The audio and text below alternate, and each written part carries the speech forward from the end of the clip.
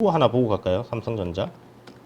어제 제가 이제 모 방송에 나와서 자 여러분 내일 지수가 반등이 나올 겁니다. 이유는 바로 요거 때문입니다 라고 얘기를 했는데 뭐였냐면 삼성전자 차트가 요렇게 이제 그 박스권을 돌파해냈던 요 캔들이 거래량이 빡 터지면서 이렇게 올라간 거잖아요. 그렇지. 요게 이제 기준봉이 되는 거예요. 그러면 제가 기준봉의 시가와 저가는 굉장히 중요하다라는 이야기를 여러 번 여기 방송에서 드렸잖아요. 그 구간으로 딱 들어온 거예요. 그러면 삼성전자가 망할 회사입니까? 지금 뭐 어떤 업황이 너무 많이 올라서 막 그 꺾여가지고 이제 앞으로 이익이 막 확 감소를 할 거다. 이런 상황이 아니었잖아요. 그냥 시장 때문에 빠진 거잖아요. 그러면 이런 구간에서 쉽게 빠질 가능성은 적다라고 봐야 되겠죠. 그래서 여기서 이제 반등이 나올 가능성이 높습니다라고 이제 이야기를 드렸는데 오늘 아마 그 흐름이 나올 거예요. 근데 요거를 우리가 60분 봉이나 아니면 뭐 30분 봉이나 이렇게 놓고 보면요. 흐름 자체가 이렇게 잡혀 있어요.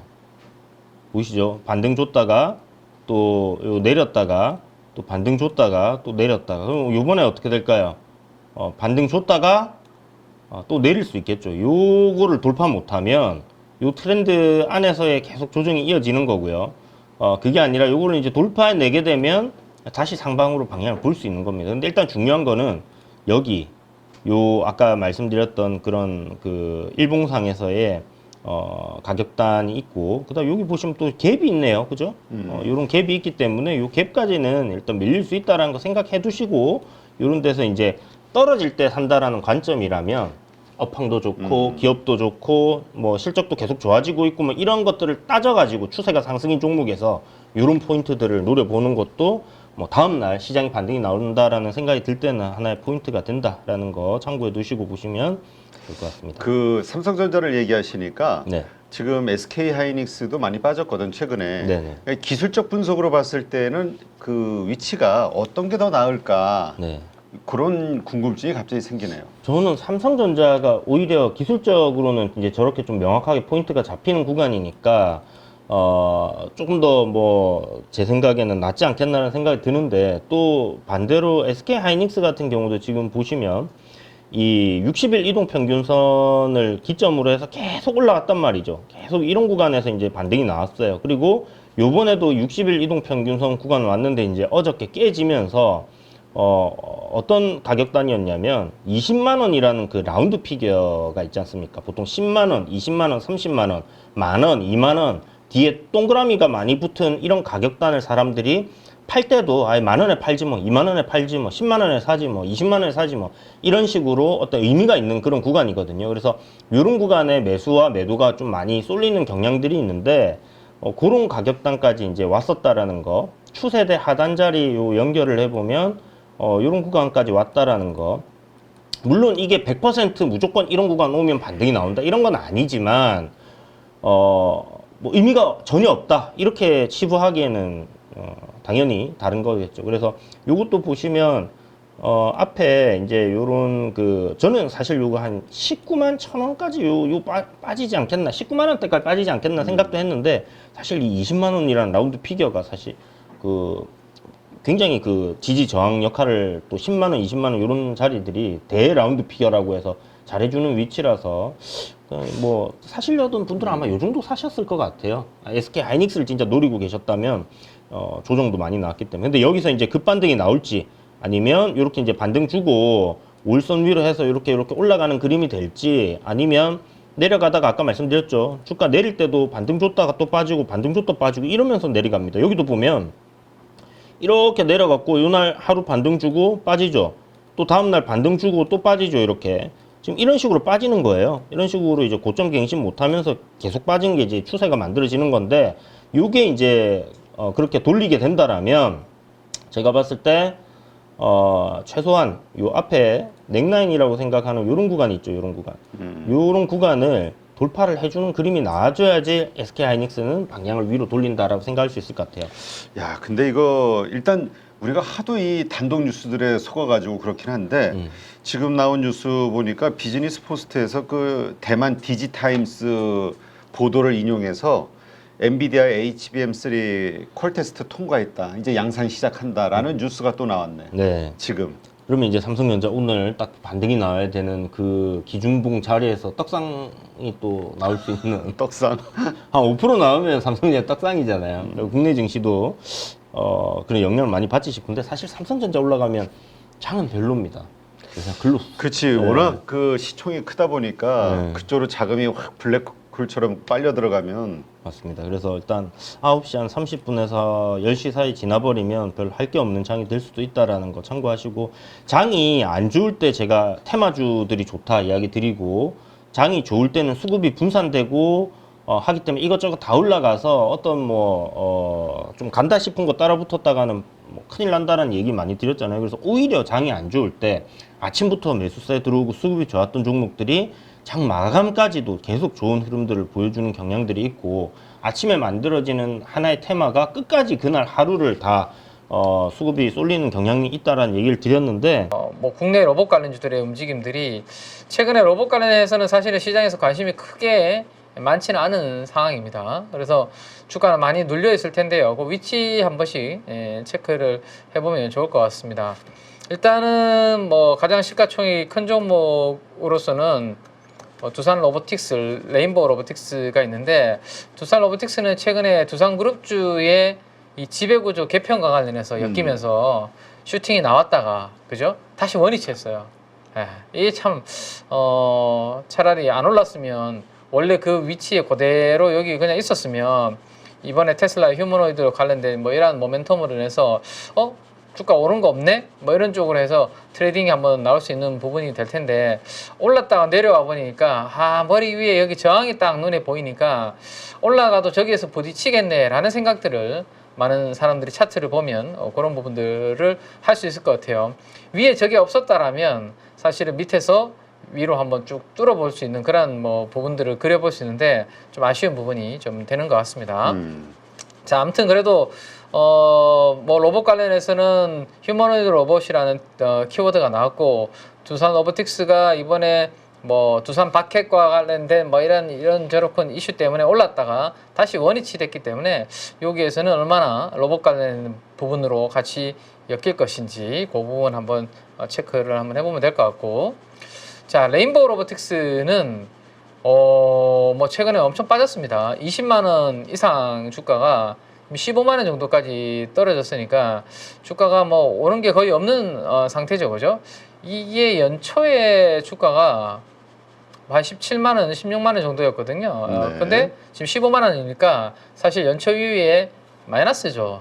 레인보우 로보틱스는 지금 마이너스 한 14%입니다. 그래서 원래 크게 오른 게 없기 때문에 하반기에 수급 관련된 이벤트가 세금과 관련해서 만들어지는 구간에서는 오히려 이런 안 오른 관련된 종목들이 제가 말씀드리죠. 계속 안 올랐던, 그래서 원래 뭐 세금과 관련된 이슈와 무관한 종목들이 대신 모멘텀이 뭔가 만들어져야 되겠죠. 그래서 뭐 하반기에 3분기, 4분기에 이 테슬라의 휴머노이드 로봇이라는 키워드가 계속 좀 들려와 준다라면 이렇게 조금 세금적인 부담이 없는 쪽에서 한 번에 또 반발 그 매수세가 기술적 반등이 나올 수 있기 때문에 레인보우 로보틱스도 좀 후보군 중에 하나가 될 수는 있다. 근데 지금은 추세가 봤을 때는 뭐 지지 라인도 별로 안 보이고 별로 차트상으로서 움직임이 별로 없는데요. 추세를 뭐 이렇게 그어볼 수 있고 이렇게 그어볼 수 있는데, 하락 추세들을 요거를 상향 돌파한다. 근데 거래량도 실린다. 때마침 뭐 기관이나 외국인 수급도 좀 들어온다. 그러면 이제 뭐 움직임이 조금 나올라나 이런 부분들을 한번 체크해 보시면 되지 않을까 싶네요. 그래서 대형주 두 개가 일단은 조금 움직여 줘야 되고, 기타 작은 종목들 많이 있습니다, 그죠? 뭐 로봇 관련된 종목들 많이 있는데 그들까지 뭐 또 감속기 관련된 기업들 최근에 상장된 기업도 있고, 우리 대표적으로 숫자가 있는 기업으로 예전에 이제 한 번씩 봤던 기업이 SPG라는 종목이었는데, 이런 종목들도 보시면 3만 한 6천 원, 3만 7천 원 정도 있다가 지금 거의 2만 4천 원 정도까지 이렇게 연중 뭐 저점을 깨고 계속 내려가는 이 종목은 원래 연초 이후에 32%나 작년도 연말 이후에 빠졌네요. SPG도. 그래서 기대치는 로봇 관련된 종목들은 기대치가 별로 없이 많이 빠져 있는 상태에서 과연 휴머노이드 로봇 관련된 부분으로 얼마나 이제 에너지를 만들 것인지 그런 부분들이 일단 오늘의 관전 포인트가 될 것 같고, 로봇 관련주들이 많은데 그 중에서도 기관과 외국인들이 선택하는 종목들을 먼저 오늘 한번 장중에 그런 것들이 나오면 내일 한번 체크해 보시고 그들 위주로 일단 저점에서 한번 공부를 한번 해보시는 그런 전략으로 생각을 일단 해보시면 어떨까라는 거 말씀을 드리겠고요. 자, 그 다음에 이제 테슬라 로봇 관련된 이야기 드렸고, 그 다음에 트럼프 당선 가능성이 높아지면서 철강업계가 웃지 못한다라는 이야기가 나옵니다. 네. 그거는 이제 그 중국의 관세를 부과를 많이 하려고 하잖아요. 중국산 제품에 대해서. 그러면 중국산 제품이 일단은 미국으로는 가기는 쉽지 않죠. 그러면 이제 중국산 철강이 생산을 하는데 어디론가 이제 좀 많이 소비를 해줘야 되는데 어느 쪽으로 보낼까라는 건데 결국에는 국내 쪽으로 좀 들어오지 않을까라는 생각입니다. 제 생각에는. 예. 그러면 이제 국내 철강은 경쟁이 되는 거죠. 값싼 철강 제품이 우리 현대제철과 포스코홀딩스가 만드는 제품들 뭐 이런 것들과 부딪히는 그러한 그림들이 될 거예요. 일단 포스코홀딩스 위치를 한번 보면 사실은 포스코홀딩스는 뭐 작년 하반기에 철강 관련주로 움직였다기보다는 네. 리튬 관련해서 뭐 좋은 일 있으시길래 되게 흐뭇하게 저를 뭐 이렇게 방송을 들으시길래 네 아무튼 아니. 네. 네. 포스코홀딩스는 철강 관련해서 움직인 게 아니라 2차 전지와 관련된 그렇지. 부분을 움직였습니다. 근데 숫자는 여전히 본업은 철강 쪽에서 나오는 부분들이 더 크죠. 그래서 본업이 일단은 턴을 해야 뭔가 이제 새로운 신성장 산업을 붙인 그 산업에 대해서 프리미엄도 주고 막 장밋빛 전망을 그릴 수 있는데 본업이 슬로우해지면 사실은 뭔가 새로운 산업에 대해서 플러스를 주기에도 조금 멈칫거릴 수 있는 부분들이 있습니다. 턴어라운드가 좀 돼야 되는데 철강이 근데 지금 중국산 철강이 뭐 미국이나 저런 쪽이 아니라 국내 쪽으로 돌아와 버리면 우리 국내에서 생산하는 철강과 이게 가격 경쟁과 부딪히는 그런 부분들이 좀 만들어지는 부분들이 있습니다. 그래서 그 관련돼서 앞으로 시황과 관련된 부분들을 체크를 좀 해야 될 것 같아요. 자, 그 다음에 현대제철이죠, 대표적으로. 자, 현대제철 한번 보세요. 이게 범현대가 그룹이잖아요. 그러면 지금 전방산업이 자동차, 조선 예를 들어서 뭐 이런 쪽이잖아요. 그 다음에 건설, 이게 이제 철강의 전방인데 자동차는 의외로 뭐 그래도 크게 나쁘지 않은 상황입니다. 근데 현대제철은 지금 주가가 신저가를 기록을 하고 있거든요. 이런 것들이 지금 철강 업황 시황을 보여주고 있는 거죠. 근데 이게 이제 최근에 조선사들과 이 철강사들과 상반기 후판 가격, 후판이라는 것은 조선을 만드는 데 들어가는 철판을 이야기하는 네. 겁니다. 협상이 지금 마무리가 잘 안 되고 있어요. 조선은 깎아달라. 지금 시황 안 좋고 가격 내려가는데 깎아달라. 철강은 야 여기서 더 깎으면 쉽지 않다. 뭐 이렇게 해서 지금 협상이 잘 안 되고 있는데 앞으로 그러면 우리는 이제 조선사들은 그런 이제 압박을 좀 하지 않을까요?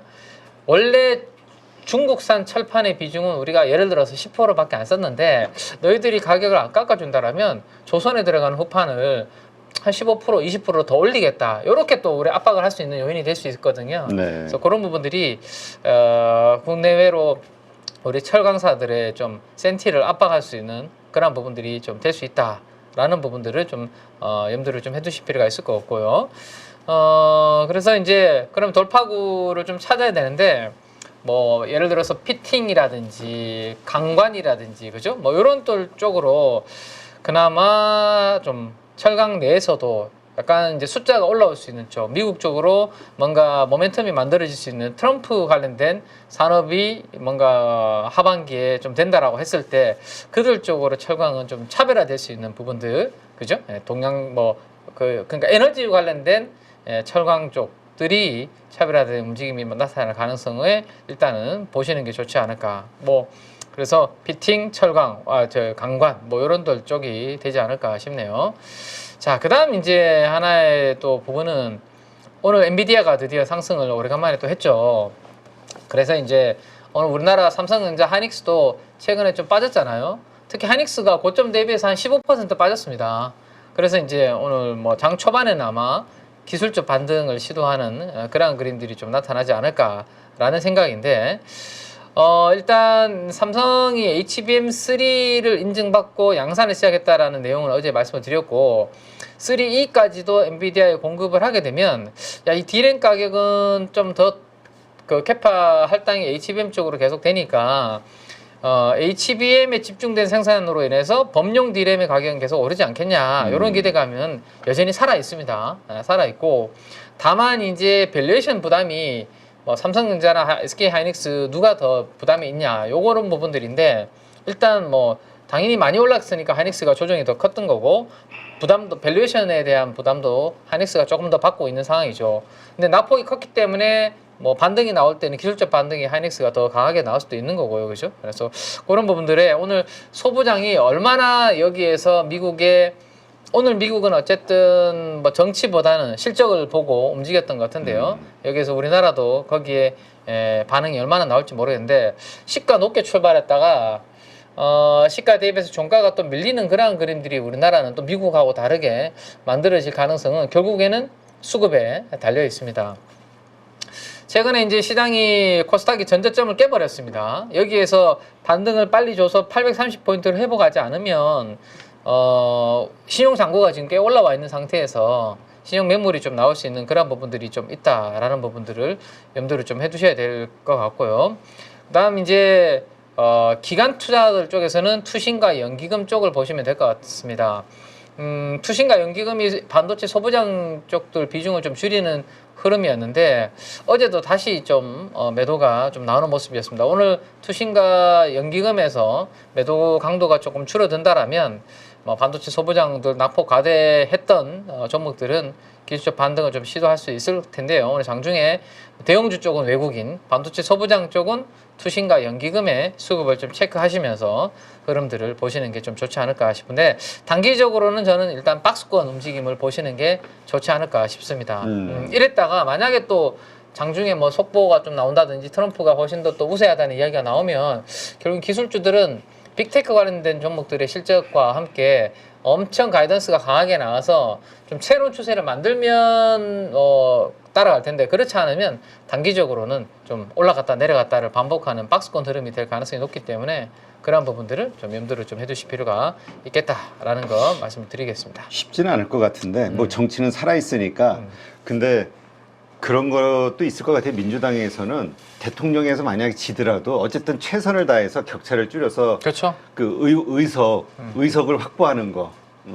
그런 부분들이 나올 때마다 아마 좀 그 테크 관련된 것들, 친환경 관련된 것들, 뭐 이런 것들이 기술적 반등을 좀 시도하는 모습들이 나오겠죠. 그래서 여기에 우리가 너무 막 좀 대응을 발빠르게 하려고 하면 사실은 쉽지 않습니다. 뉴스 하나하나의 변동성이 커질 수 있기 때문에 그래서 오히려 누가 되든지 조금 무관한 쪽으로 보시는 게 훨씬 더 심리적으로는 좀 편할 수 있고 그 대표적인 후보군을 저는 바이오라고 생각이 되거든요. 네. 바이오는 일단은 금리 인하에 대한 추세적인 트렌드에 뭐 나쁘지 않은 산업이죠. 트럼프도 금리 인하를 지금 계속해서 이야기를 좀 하고 있는 상황입니다. 대신에 본인이 대통령 당선되고 난 다음에 좀 해달라 뭐 이런 이야기들을 좀 하고 있죠. 어쨌든 금리 인하가 본격적으로 되면 뭐 바이오 쪽은 저는 뭐 나쁘지 않은 후보가 될 것 같아요. 왜냐하면 이게 빅파마들이 글로벌 빅파마들이 최근 들어서 라이센스 인 그러니까 기술을 사는 거, 돈 주고 기술을 도입하는 것을 최근에 별로 안 했습니다. 금리가 높은 구간에서는.